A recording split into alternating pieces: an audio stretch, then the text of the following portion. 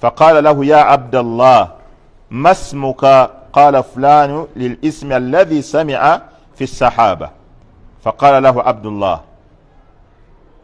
لما تسألني عن اسمي نعم omusajja ono anyumya hadisi eno agamba enkuba netonya omusajja oli nanyini nimiro eyo n'atandika okusena amazzi nga bwafukirira ebirime bye byonna ng'ateekamu suru egundi ebitambuza amazzi okiraba kati omusajja ono n'atambula n'amutuukako n'amubuuza gwani n'amugamba nze gundi ntalani wa gundi n'ayogera erinnya lyennyini lyawulidde eddoboozi nga ligamba nywesa ennimiro ya gundi faqala lahu ya abdallah nikyeyava amugamba lima tasalni an ismi lwaki ombuuziza erinnya lya tinzaani faqala inni samitu sautan fi sahabi namugamba nawulidde eddoboozi nga liva waggulu eyo nga ligamba nti asqi hadiqata fulan tonyesa enkuba mu nnimiro ya gundi lismika naye nga linnyayo lyennyini era liboogedde agamba fama tasna'u fiha kati njagala okumanya kiki kyokola mu nnimiro eyo amakulu kirungi ki ekikuba ekiba nti Allah akuwaka fedha ako gwe katawadde bantu bonna enkuba terina weetonye naye gwe ennimiro eno kiki ogikozesa amakungula gaayo gabeera gatya kati n'amugamba amma idha qulta hadha fa inni anziru ila ma yakhruju minha fa atasaddaqu bi thuluthihi n'amugamba ennimiro eno gy'olaba bwenjikungula byenjikungulamu mbyawulamu emiteeko 3 byenkungula mu nnimiro eno mbyawulamu emiteeko emeka miteeko 3 agamba kimu kyakusatu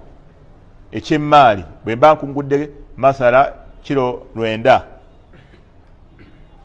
kilo 300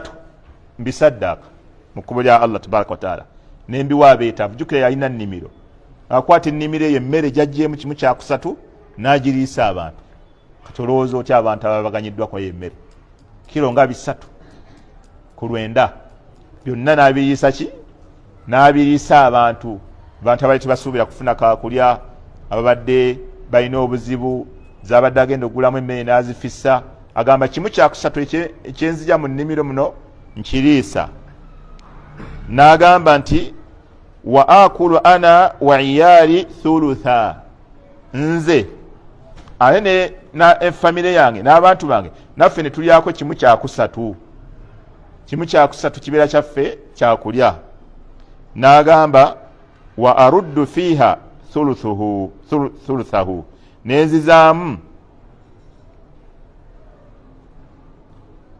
nenzizaamu kimu kyakusatu amakulu ye kapito nendekawo kimu kyakusatu eyo ye nemuzaamu ayongere okukulaakulanya ennimiro wafi riwaya endala yagamba wa aj'al thuluthahu fil masakini wasailina wabni sabil riwaya endala yagamba kimu kyakusatu nkiwa abanaku n'abatambuze n'abasabiriza kimu kyakusatu nkiwa abatambuze n'abakola ki n'abasabiriza n'abeetaavu kati ekyo ekintu olaba hakikatan kiina obulumi bwekiteeka mu mwoyo gw'omuntu bwakyeteekamu naye ate rizati zaakyo ziba nyingi kati ngono nga nafuna kulira abatakiso omusajja etakisi emu bwagisolozaamu emitwalo 9 n'omugamba emitwalo 3 gisaddaake abikkiriza mangu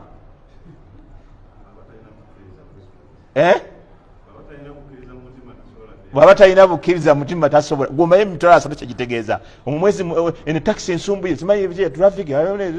KCC nfunye emitwalo 9 ate ng'ongamba 3 kunangawe muyirimu mugijjawa bani abo basomesa ebintu ebyo mwemanyi sene bwe zitawanya ati oluyombo lubeeraawo olutagambika okiraba kati kumanyi sene bwe zikuŋŋaanyisa emanyi ebizibu empise mu takisi eno omwezi mulamba okufisa emitwalo 9 ate ongamba 3 ng'akola eki nga weeyo nga saddaka zaka tayinza kukkiriza mangu kibaamu n'obulumi bwe kikuteekamu muli naye ate bw'okyemanyiza nga ngenda kikola rizatisi zaakyo ziraba rizatisi zaakyo Allah ateekwa buteeko okuzikulaba kuba Allah tasobola kutulimba hadisi yiyo ntuufu so yali atambula bibye ninaawulira nga eddoboozi ga tonnyesa enkuba abantu bonna beetaaga balime naye tewali alima ensi yonna kyeya naye eddoboozi gamba tonnyesa enkuba mu nnimiro y'oli enkuba n'etonya mu nnimiro y'enkuba n'etonya n'alima n'akungula nga abalala bakyalinda nkuba kati Allah tabaraka wataala buli wetukyemanyiiza ekyo nga tujja kikola mu bizinesi zaffe mbaako omutemwa gwenzijamu ninguwa abanaku Allah tasobola butakubeererawo taxes nga bwe tuzimanyi abazirimu ebizibu bye ziina Allah abaako byajja kutangira gwe kutangira mwaka mulambe ebiri ng'oyongerako abantu bebeewuunya omusajja ono yakola atya abantu bagala taxi tekukyali mulimu temukyali ssente naye nga ate ye waali luvannyuma lw'omwaka n'ayongerako ey'okubiri luvannyuma omwaka oguddako n'ayongerako endala bbiri kati abantu bonna balina okwewuunya yakikola atya ateeka okuba ayinayo n'emabega byakola ebyeyawulidde naye nga bya bulumi bw'obitunuulira era teyayinza kiwulirako naga omusajja alina kaboda ke akamazeeyo azze akavuga looni n'akamalayo kati n'omugazi ofuna ewiiki jangako kimu kyakusatu okisaddaake naawe ebigambo biddirirawo bimanyi kati alanga gwe agenda omutugumbula kyobulaba abantu abalina ebintu nga byanjawulo bye bali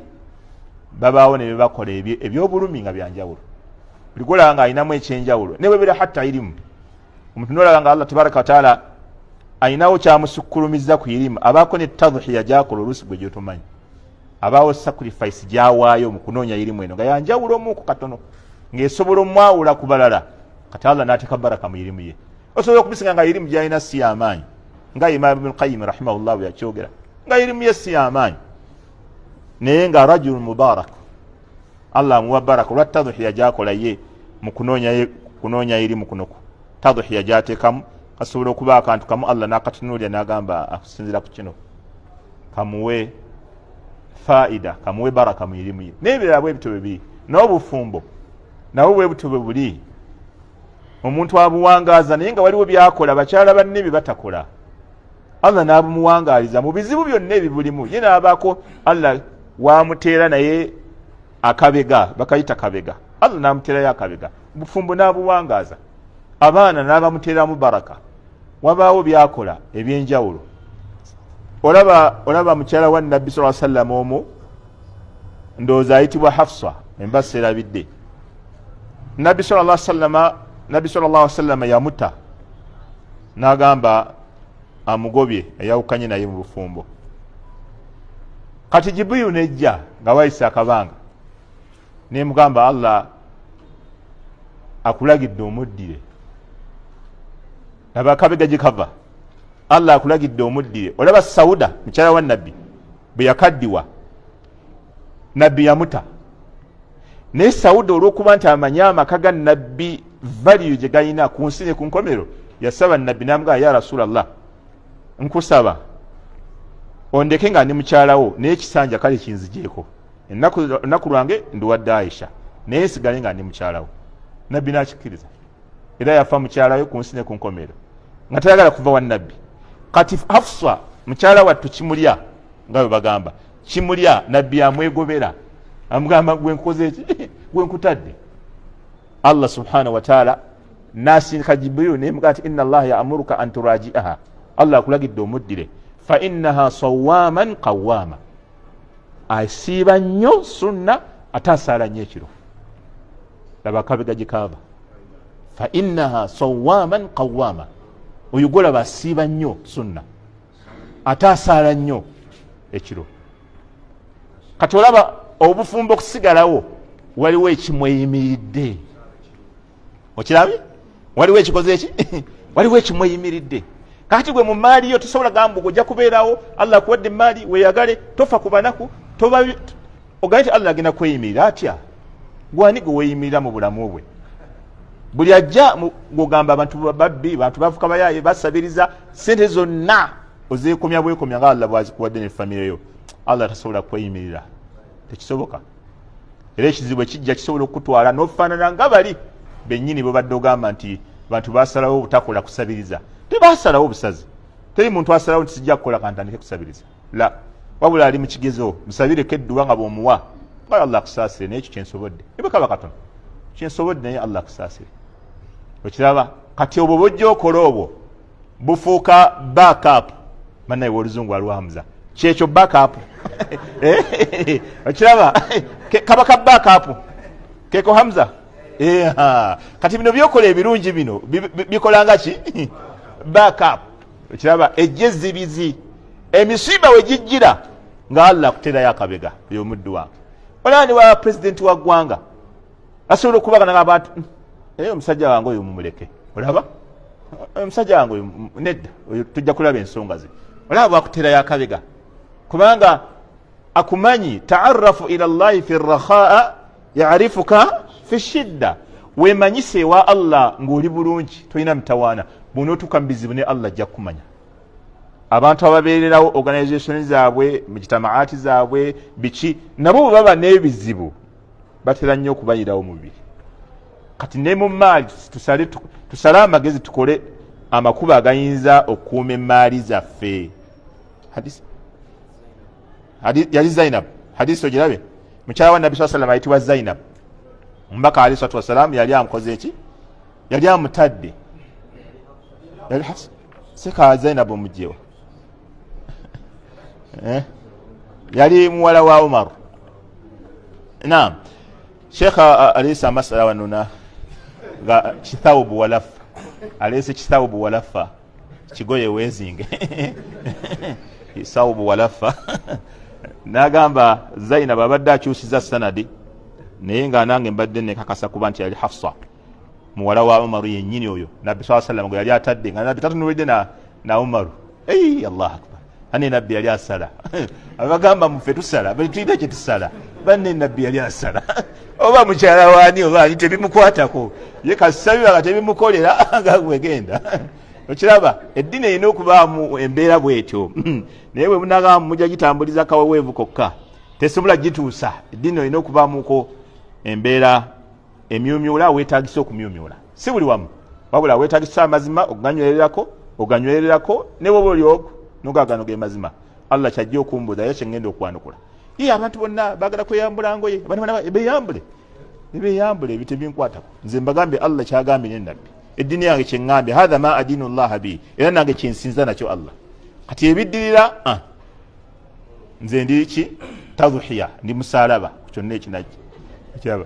idhan hadisi kiswa lwa butaba na bitabo bwoba olina ebitabo kiswa obujjawa toba na bukiswa bwino ku bwino hadisi ku hadisi nga te zonna ntuufu obudde bwa kiswa kambaweyo kakiswa buno bujjawo wakambayo kakiswa nawe nasalidde muzikiti wali awe omwendejje omusajja nayimuka n'amala kati bane kambanyumizeyo akaboozi nayimuse buyimusi ye yasaazizza esswala naye yamasina kambanyumizeyo akaboozi natambudde butambuzi nze nakoowa obuboozi mu bulamu bwange ahadisi ziri awo emitwalo emikazi kyatulemye okukwata ate gwotuwa obuboozi butukolere ki hadisi ekuyamba okunyweza tarsikh almalumat ganam bajifuna shay'an fa shay'a katono nogattakakala bukira kumacha nga ilimu ina nyingi yonna tebagifuna lunaku lumu nga bamwe balowooza natudde maaso ga sheekh ebi nabadde nsuubira wallahi sibi yatuwadde gwe erimu yasomera emyaka mingi oyagala agikuwe mu darasa eki tekisoboka erimu eteeka erina okuba nawo n'obugumiikiriza attahammulu wassabru okuba nti ogumiikiriza ebizibu n'okuteekamu ssente erimu yeetaagisa okuteekamu ssente so emutabani akisange Allahu akbar baako kyowaayo Allah naye abeeko wakuteera akabega tokitegera seka si kyekyo seka njogedde bubi alhamdulillah washahida shahidu min ahliha Sheikh agamba egimu ku migaso gya zaka ogw'ekkumi n'emmeka athalithatu ashara ogw'ekkumi n'essatu annaha sababu linuzuli alkhayrati zaka yemu ku nsonga ezissa ebirungi kubanga nabbi waffe sallallahu alaihi wasallam hadisi yajogera abantu bamma zaka nabo Allah tabaraka wa taala abamma ebiki abamma enkuba ate nga enkuba sababu min asbabi albarakat arabiatu ashara omugaso ogw'14 inna sadaqata la tutfi'u ghadaba rabbi ajiretedde hadisi saddaka ekendeeza obusungu bwa Allah ku muntu hakka mbawa amawulire nti omuntu ne bw'obanga olina ekisobyo ky'okoze osanga nnyo amagezi n'obaako saddaka gy'okola n'oyingiza essanyu mu mutima gw'omuntu kisobola okufuukira ensonga Allah n'akusonyiwa nga tonnalowooza tawuba ndala yonna ng'olinako eseera gy'oseeredde ofubangako nnyo n'obaako zaka gy'ofulumya ne waba muntu mulaba abadde mwetaavu awo ali mu hoteri n'ogala nomuga akusasulidde emmere genda ntaddeyo era okessanyu ly'oyingiza mu mutima gwe avaawo nga musajja oba avuddewo Allah amusaasire oba malayika oba kiki n'asigala nga agenda akusabira edduwa agenda akusabira edduwa wallahi hakka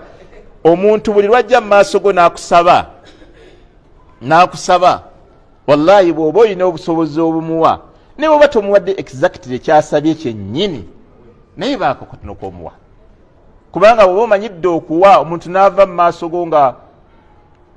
agenze tomuwadde nga wamanyire okuwa mutuufu omutima gukwenyiika kyogola nabbi sallallahu alaihi wasallam yawanga omuntu n'asigala ng'amugobereza amaaso bw'ati ng'amutunuulira paka lwaggwerayo paa buli lwowa omuntu olina kyofuna mu mutima noga Allah ayisiriza ku nze musajja oyo kyetaago kye ne kiggwa mulimu abalina ebyetaago nga byaddala masala asobola okuba nga ayaga transport nga ddala agenda mbaale naye nga alemereddwa byonna bimukutta oba zigudde oba afunye ebizibu nga ddala mu butuufu naye nga talina waatandikira agenda kusaala musajja wa kitiibwa kati wajjala kunyonyola ekintu mu mpolampola gw'olaba nga akufera naye nga ddala oluusi atagamba bituufu so omuntu bwajja mu maaso go ng'osobola okubaako k'omuwa muwe twali tusoma ku Bilaali zijjukira nalina akakofiira nga kano akaabano edda baali babukazaako obusala enkoko nalina obukofiira bwe buti nga bulungi nalinda bujja Dubai eyo kati nga nsoma mu thalitha thanawi kati lumu nali nkambadde nga nyimiridde wabweru awo omwana najja naŋŋamba sika akakofiira ako kampi ninga mwana ono ate akakofiira bankagala okukamala saakamuwa munnange waayita ebbanga nga buli lunaku kinnumiriza akakofiira ako lwaki saakamuwa kati lumu mbanjuma ne Sheikh Jamiru Nsubuga ne mugawo kimanyi omwana yansaba akakofiira ako naye siimulaba nga siddangayo kumulaba njagala saa zino we musanga nkamuwe sekala nga ayinza okuba yali malayika ne mugaawo mba nagwa ekigezo wallahi Sheikh yanga ayinza okuba yali malayika omwana yansa okuvalanda nga akakofiira ako Sheikh kakapya ninga la ilaha nga kino ekigezo wallahi kyandeetedde nenga likamuwa naye naddamu omunonya namulaba usakale navayo ku Bilaali nga sirabye mwana kati so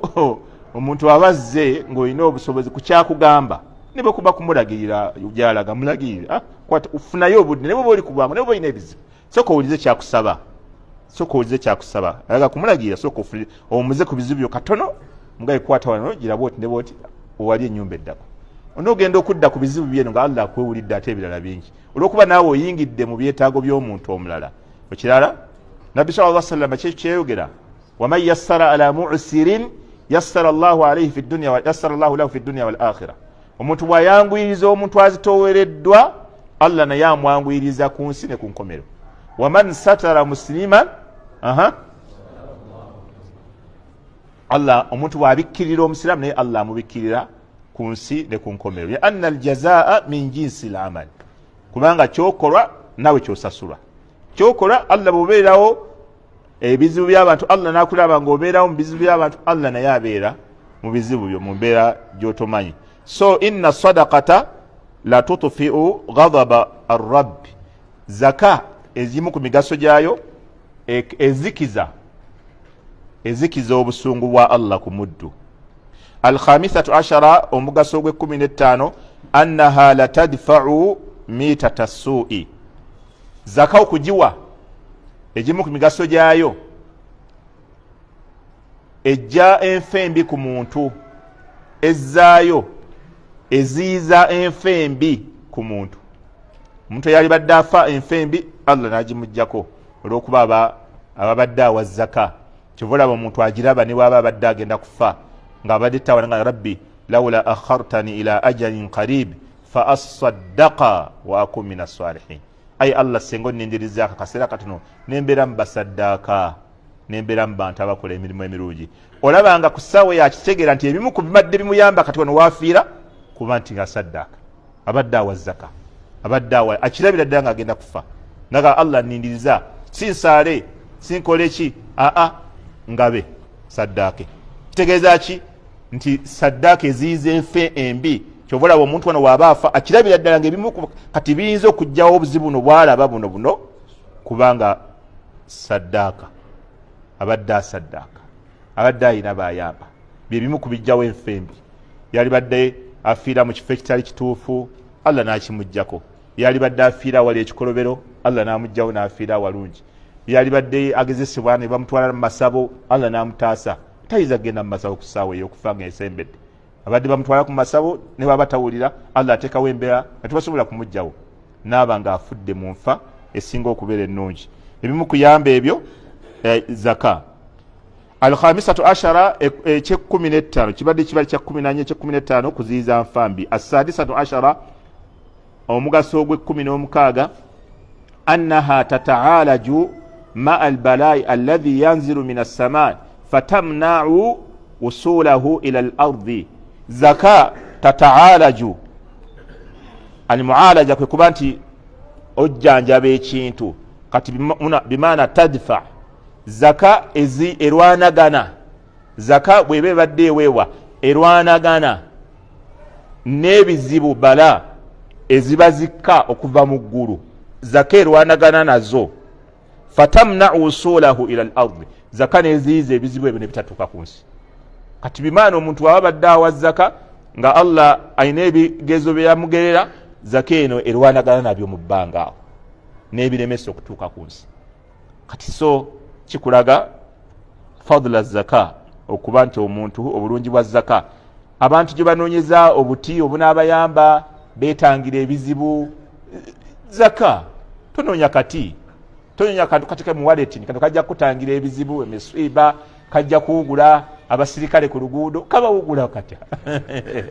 kajja kuwugula abasirikale ku luguudo bo bajega obuti akati kawugulani naawe kawugula balogo banne waako naye nga omusajja si mulogo mboyina akati okanyigako wano kamuwugule wapi tekamuwugula wamma zaka yo ewugula zaka yonna kebe zaka ya elimu kebe zaka ya nasiha ya kubuulirira kebe zaka ya sente zaka yonna gyowa eyamba omuntu okuba nti Allah ebizibu byabadde akussaako ebiziyiza asabiatu ashara وهي الأخيرة مما ذكرها الشيخ رحمه الله تعالى اكي اكمن ومسانفو أنها تكفر الخطايا زكاة اجاكم مونتو ebisobyo emusangulako ebisobyo zaka esangulako muntu ebisobyo قال الرسول صلى الله عليه وسلم mbaka wa Allah yagamba الصدقة تطفئ الخطيئة كما يطفئ الماء النار Nabbi sallallahu alayhi wa sallam nti zaka ezikiza ebisobyo nga bw'olaba omuliro amazzi begazikiza eki nga bw'olaba amazzi begazikiza omuliro ne zaka bweto bwekola zaka ebisobyo omuntu byabadde alina ebizikiza ebizikira Allah n'abimuggyako n'olwekyo egyo gye gimu ku migaso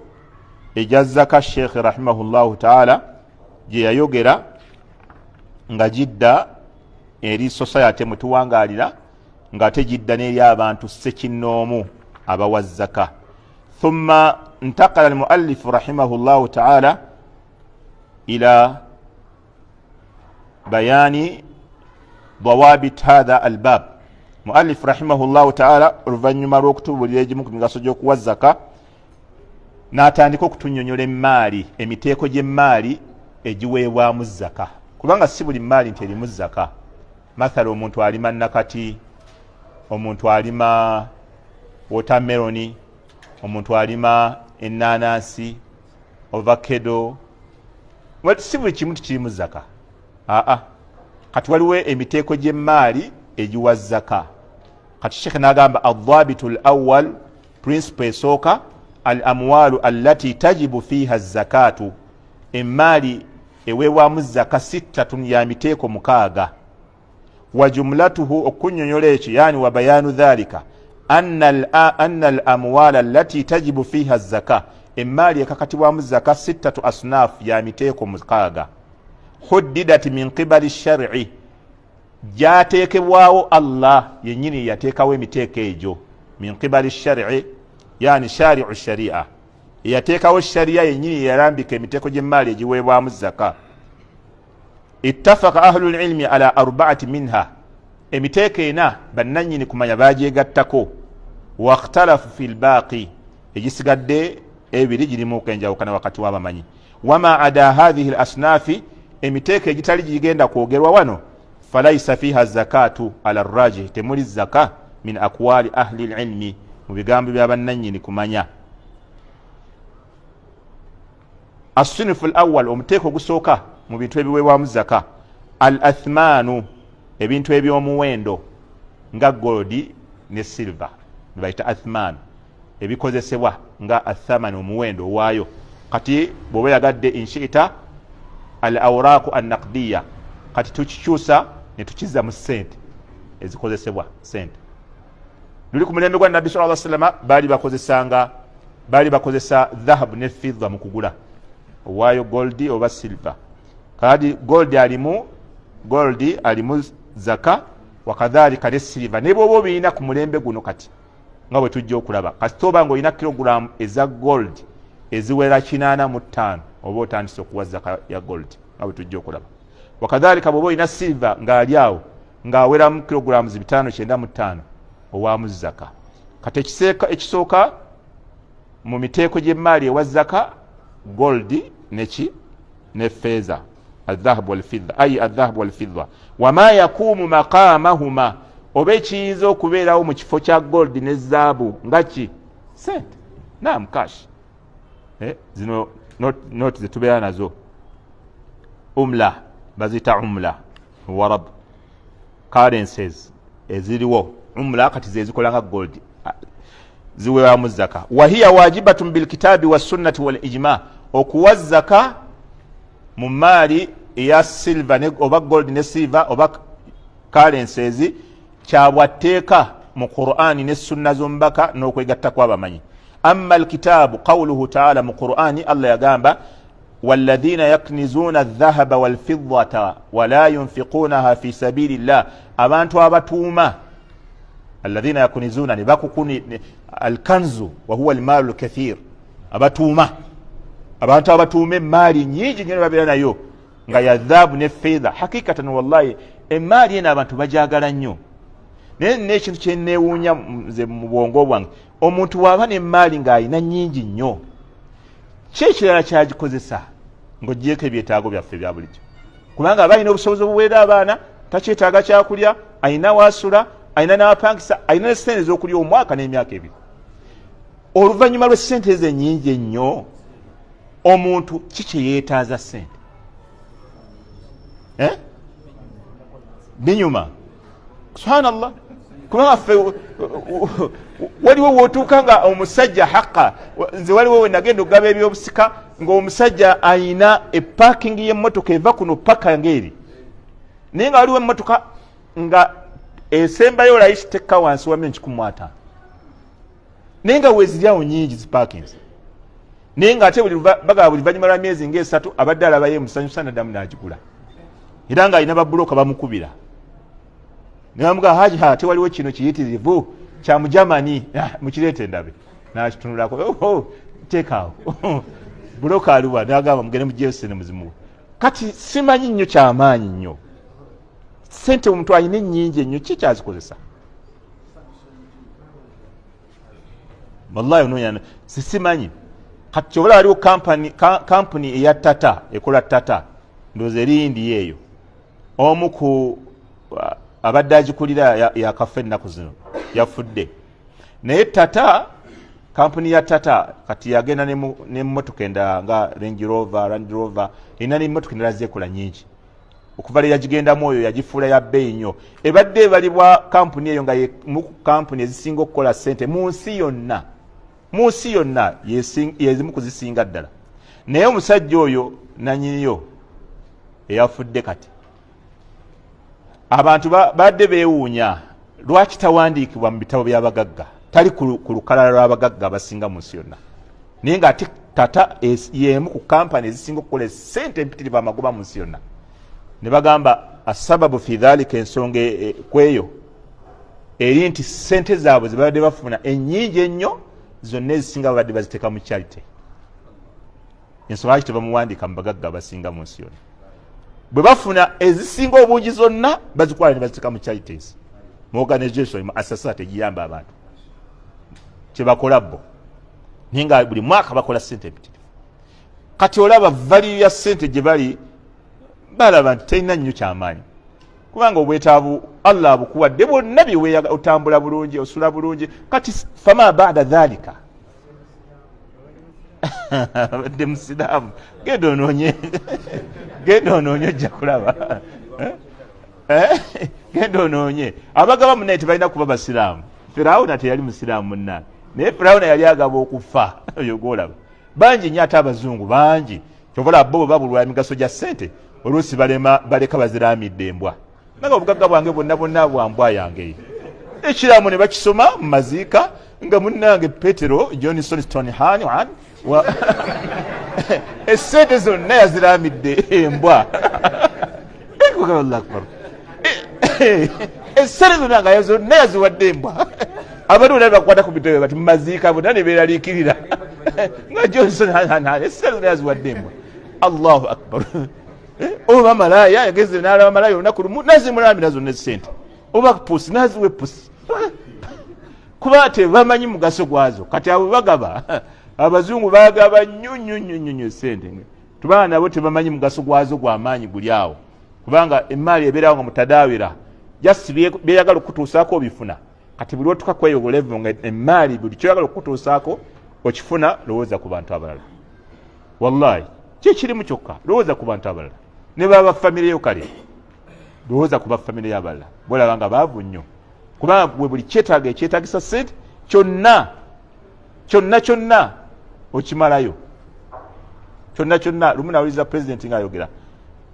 n'agamba okuva le yajja mu State House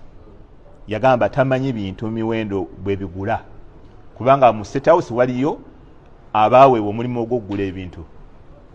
kati ye tamanyi ebintu miwendo gyabo gye biriko omanyi okubeera mu nsi nga bwetyo bw'oli emyaka azina nga tomanyi gulamuza gundi kiro ya nnyama wadde mangada oba agula mmeka teumanyi kati waliyo n'abagagga ababwe batyo nga buli kantu konna obuntu obusinga bwonna obwetaagisa tosobola kumulaba nga agenda obbugula ye bamubuulirabuulizi gamba oyo agenda agire ng'abeerawo omwezi nga tamanyi bibaguze era baguze ssente meka ebyo si ye issue ye ebibi oluusi ate kutuna ku akawunti genzeko meka miliyoni 4 leero lwaki zakendedde nnyo 4 ani yadde ku gundi nga yabeera ku bino ebintuntu akonectinga eri wamma kati buno omuntu tubagulaagula obwo nga tasobola kubuwa budde era kyannaku nnyo okubanga omuntu mugagga n'obeerawo ng'olamuza ekigundi ekiwagu ky'amenvu osendabirwamu maama kammeka akawa gwoli mugagga waawa toli mugagga olamuza amenvu n'owaayo 15,000 ng'omukazi agambye ga 3 n'olinda 2,000 omukyala nga taleeta balansi wange oyinza n'okuvaamu n'otuula ku katebe ke kali kaatuulako n'olinda agenze kuleeta 2,000 mb'oli mugagga tobangako mugagga oli mwavu muzibu okyalamuza la ilaha illallah abagagga abaddala ebintu byonna balina abantu ababibagulira hakka batuma butumi genda olabe gundi oyo oyagala ki genda olabe oyo gundi genda olya okiraba oyagala bitawo rawda genda olabe Ibrahim seka byammeka gwera boyo okiraba wamma ate mwalimu agenderi ku nasala muze bitabo mpapula za mmeka okubibindinga mmeka omuntu ayine sente takola ebyo awakkala buwakazi ekyo gendo labe gundi kati Allah okutuusa kweye eddala kigezo abantu abalala obalowoozaako ki abantu abalala bo balowoozaako ki kulaba ddala embeera gwe gy'olimu lowooza ku bantu abalala wallahi eyo bala wajaalna ba'dakum li ba'din fitnatan atasbirun abamu ku bannaffe tuli bigezo osobola okuba nga otuddeawo naye kyekigezo gy'oli nga fitina gy'oli Allah akugezesa n'oyo Allah akuwadde ssente kigezo eri oli atayina ate naawe atayina ssente oli kigezo gy'oli okuba nti aziina ogumiikirize omusabire bulungi Allah amuteeremu baraka oleme kumukolemera oleme kulowooza nti Allah akulyaza amaanya oleme kulowooza mbu waliwo eziweta ezaali badde ezo yazeetuumyeko teri gwe gumiikiriza Allah bw'atyo bwe yamuwa kisima ya Allah bw'etyo bw'ebeera tomweralikirira tomulaba bubi tomukolimira nedda okolimira waaki oyingirira okugera kwa Allah oyingirira okugaba kwa Allah muleke musabire bulungi Allah amuteeremu baraka okiraba wasalu llaha min fadli Allah namwe musabe muki mu birungi bye mugaye Allah muteeremu baraka naffe Allah tukusaba mu birungi bye naye tomukolimira olw'okuba ayina essente naam idhan kati Allah yaga nti walladhina yaknizuuna be batuuma abatuuma emmaali adh-dhahaba wal-fidda nga batuuma zaabu ne feeza wala yunfikuunaha fi sabilillah ne batabiwaayoko mu kkubo lya Allah fabashiruhum biadhabin alim mubasanyuse n'amawulire ag'ebibonerezo ebiruma ago gaba amawulire gassanyu ago buli omuntu najanaga nti hamuna ekivudde n'embuga mpulidde tebakusalidde kalabba ago mawulire gassanyu ago tebakusalidde kalabba Allahu akbar abanga kudaalidde obukudaalizi kati n'olwekyo Allah yakozesa eyo enjogera ihanatan lihaulaya okwongera okubalengezza ddala kubalengezza temulina kyemuli bwe mba temugaba naga bagaana okuwa ssente nga bakuŋŋaanya mubawa amawulire nti saa yonna mubasanyuse tebibonereza ebikakali gyebiri bijja wajihu dilala obujulizi tubujjamu eyo aya anna allaha tawaada man la yunfiku Allah yalaganyisa ebibonerezo koyo atawaayo walwaidu ate ekibonerezo la yakunu illa ala tarki wajibi tekibeerawo okujjaho ng'omuntu kyalese kyaki kyabwatteeka wa amma sunna ate obujulizi mu sunna z'omubaka Muhammadin sallallahu alaihi wasallama an abi hurairata radiyallahu anhu qala qala rasulullahi sallallahu alaihi wasallam omubaka wa Allah yagamba ma min sahibi dhahabin wala fiddatin la yuaddi haqqaha illa idha kana yawma alqiyamati suffihat lahu safaihun min nari fa uhmiya alayha fi nari jahannama فيكوى بها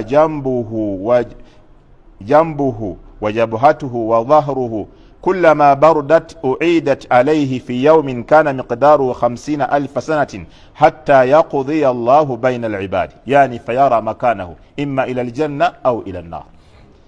بنايك هتخماه الدراسة جاكو بي سوسو ومرمز سبحانك اللهم بحمدك لا إلا إذا كانت يوم القيامة نعم يمسهل برزخ والله لا إني رأيت يوم القيامة في الحديث تجا كلها مسترق يا حديث